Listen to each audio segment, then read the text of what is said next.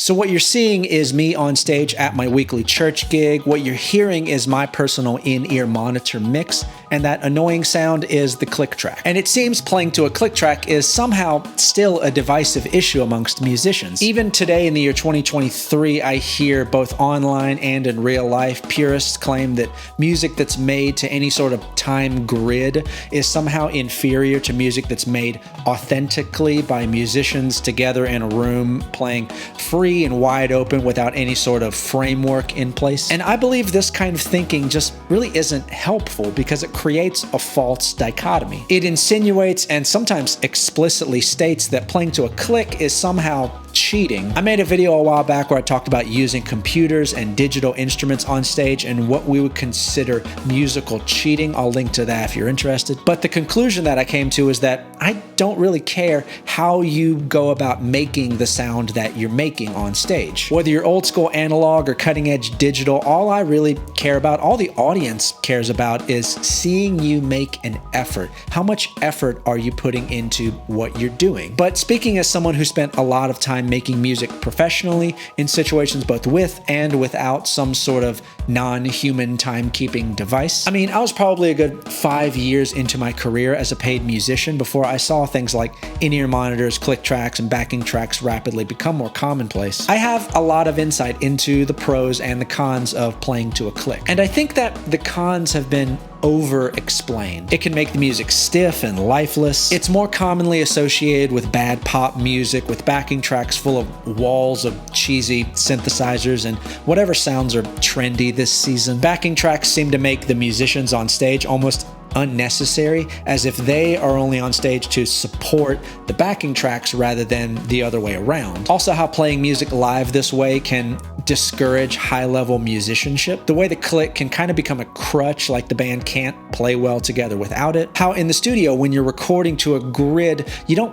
really have to nail a performance. You can get it close enough and then everything can be quantized to the grid after the fact. And all of those points are extremely valid, but we don't talk enough about the actual benefits of playing to a click. And the benefits I'm talking about actually have nothing to do with the auditory or visual tools that become available when we get the band on a click. Yes, you can use backing tracks to enhance the sound of the band. And you can feed that click to the lighting engineer so they can hit lighting cues in time with the music. You can sync up video. You can make what the audience hears and what they see completely locked together, which makes the performance that much more immersive. And you can automate all kinds of patch changes and adjusting parameters to things like MIDI and SMPTE time code. So that means there's a lot less little details that the musicians and the technicians have to worry about in the moment. So they're freed up to focus on the artistic job of performing music and delivering the absolute best representation of that performance to the audience. And all of this is true and a great argument for the use of a click track. But today I'm going to give you my top 3 reasons why I believe if you're a modern working musician, you need to get good at playing to a click. And they have nothing to do with the gig and everything to do with you, the musician. But before we get started, let me say, hey, I'm Jason. Thank you so much for watching. If you enjoy this video, please like and subscribe. I'm trying to get my subscriber count up so that I can start doing some really cool stuff with this channel, but that means you hitting that subscribe button. If you would do that, I would so appreciate it. So thanks again. Now let's get back to why you need to get better at playing to a click. Number 1, not every band has a ton of rehearsal time. So in my mind, there are 2 kinds of bands that are forged and bands that are assembled. First, there's a band that's forged. This is a group of musicians getting together saying, we're going to start a band. They gather in a garage or a basement or a rehearsal space, but they get in a room somewhere and they figure it out. Maybe they wrote some stuff beforehand. Maybe they come up with stuff in band practice. Usually it's a combination of the two, but a good band spends dozens, even hundreds of hours in a room hammering it out. And in that time, they learn how to play together. They gel as a group. More importantly, they get to know each other's instincts and tendencies. They form that rare and invaluable band chemistry which you cannot manufacture. More specifically, in regard to today's conversation, they learn how to feel time as a group. They sort of sync up to the same clock, so to speak. And it's not just learning how to follow the drummer, but the whole band develops a common rhythmic language. It's tedious and hard work, but at the end of it, you have a band that sounds good together and hopefully has some good songs. The second kind of band is one that is assembled. This is typically typically a hired gun situation, which is pretty common in my life these days. Maybe an artist or their MD hires a group of musicians for that gig. You get all the music sent to you ahead of time. Sometimes you get a day or an evening of rehearsal prior to the gig to work out all the little details. Sometimes sound check literally is the rehearsal. In this situation, the band has a very brief, limited amount of time to bond musically. That same process that a forged band does over months or even years, an assembled band has to do in a few hours or even less. So the band needs to lock in very fast. And honestly, that's an extremely important skill all on its own and a big part of the business of being a working musician,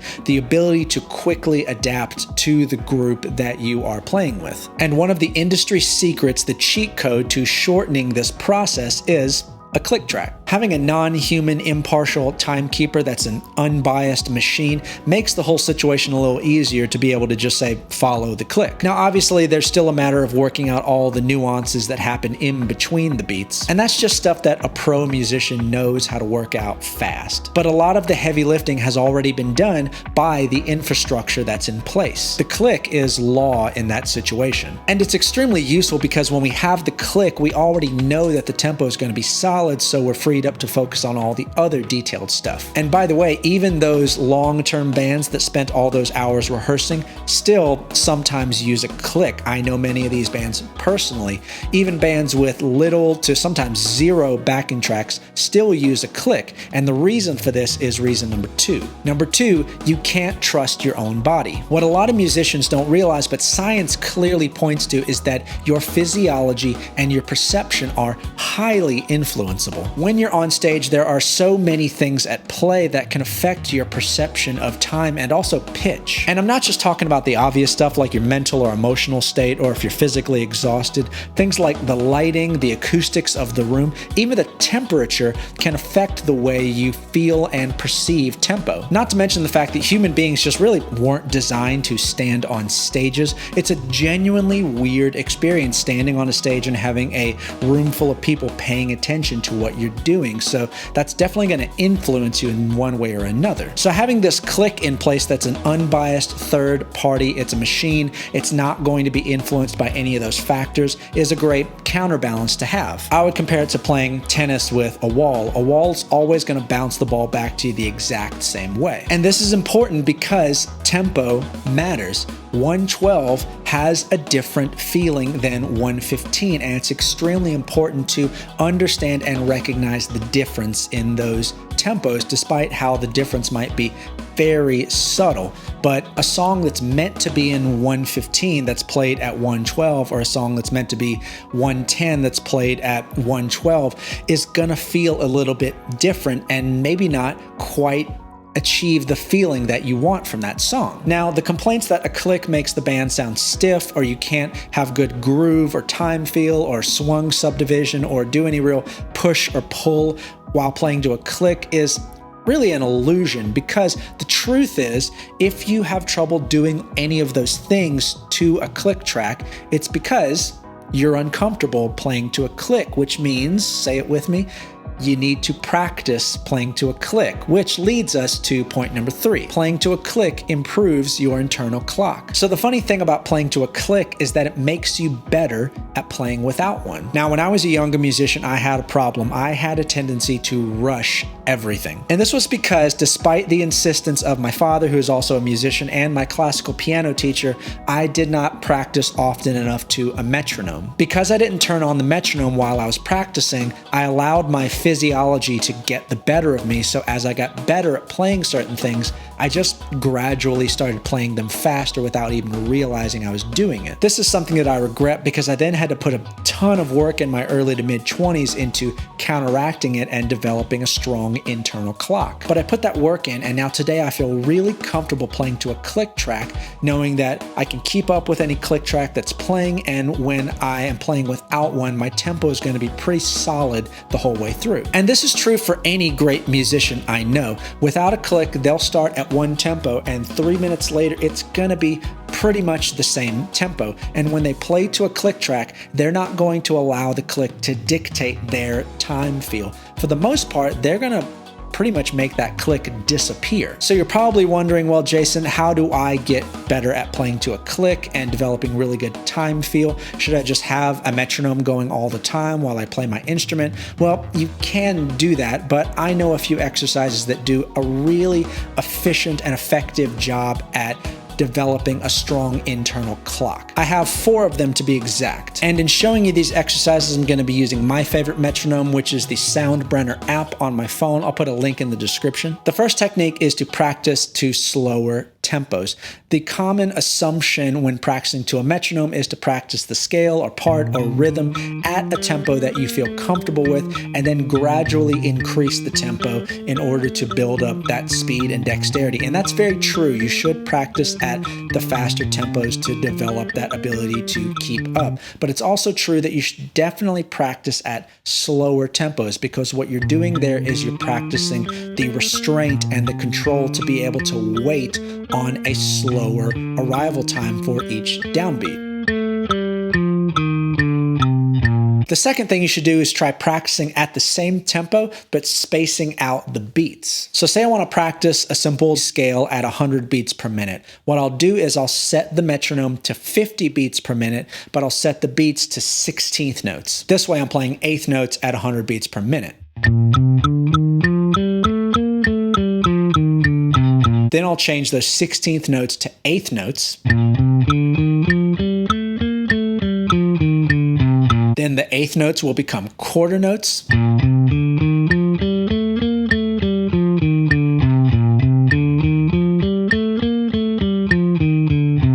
Then I'll actually go up and mute beats 2 and 4.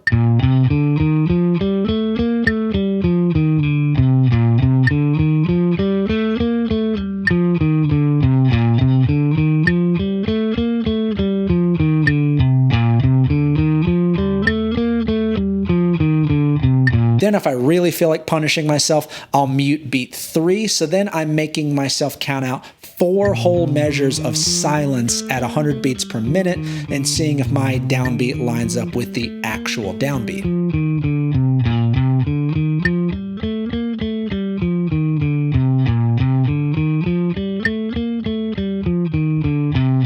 Then we have an exercise I call the rolling 16ths. I picked this concept up from a drummer friend of mine. It has to do with the fact that every 16th note in a measure has a very distinct feel to its placement, and it's important for you to be extremely familiar with all of them. So what I'll do is I'll set up a basic quarter note metronome, and I'll play a 16th note rhythm. Then I'll add an accent or maybe a staccato note to each of the 16th notes in that measure, one at a time. So starting with the downbeat, the 1. Then I'll move that accent to the next 16th note, which is the E of 1. Then the and of 1. Then the of 1. And then the 2. And so on and so forth until I've reached the end of the measure, the of 4. So at first I practiced each 16th note over and over, really familiarizing myself with the feel of its placement in the measure. Now that I'm pretty familiar with it, I will play one measure of each, moving through it as a sequence.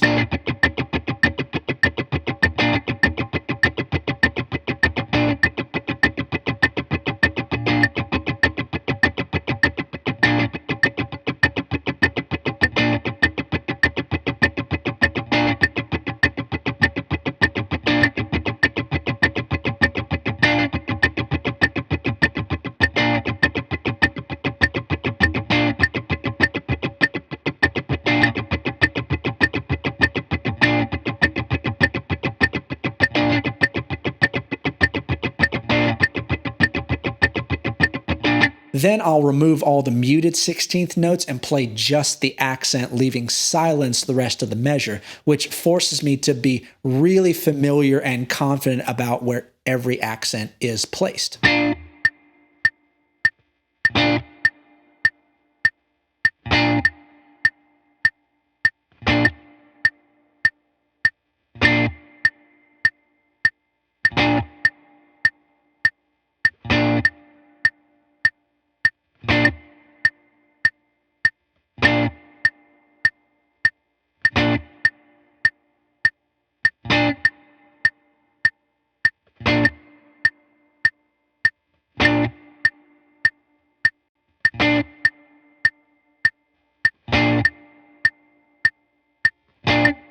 And the last thing I'll do is practice some polyrhythm by playing a basic 4 count on the metronome and practicing different subdivisions of that same 4 count on top of it. And this is cool because it requires me to both have a strong internal clock, but also the mental independence to be able to hear what's going on in the metronome, but play a competing rhythm against it.